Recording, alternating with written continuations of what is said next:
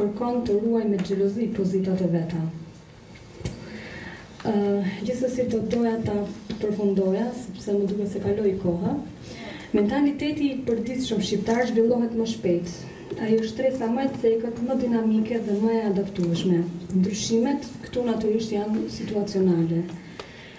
Moda është më e pushtetshme dhe imitimi i modeleve të huaja është më i hapur. Megjithatë, çfarë procesi rrjedh tani midis vlerave të ruajtura nga shqiptari tradicional dhe karakterit kombëtar shqiptar?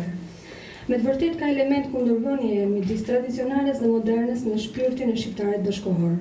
Por në elementet tradicional të karakterit kombëtar shqiptar është kryer me të vërtetë jo transformimi i vogël.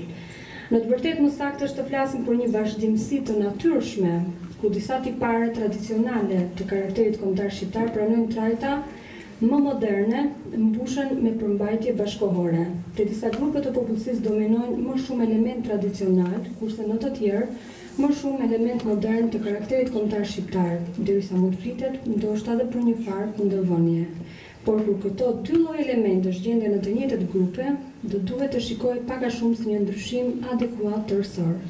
Mund të themi se bëhet fjalë për një pasurim të rëndësishëm të karakterit kombëtar për modernizimin e natyrshëm të tij.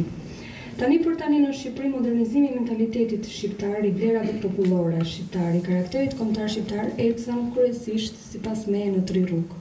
Tek njëra shfaqen vlera, zakone dhe tipare të reja në ndikimin e kushteve të reja historike. Tek tjetra, rrjedh procesi i zhdukjes graduale të vlerave dhe tipareve të cilat nuk i përgjigjen frymës dhe stilit të jetës së kohës së re. Tek e treta, del në pasurimi i virtyteve të qëndrueshme popullore, ruajtje e tyre nëpërmjet plotësimit me përmbajtje të re konkrete. Ky unitet ndryshimi dhe vazhdimësia përbën një proces zhvillimi me plot vlera që zhvillohet sipas ligjeve të veta, të dukurive psikiko-popullore. Në thelb, një gjë e tillë është garanci se ne shqiptarët do të bëhemi popull, shtet dhe kombë me zhvillim të qëndrueshëm në Europën e integruar, në botën e globalizuar.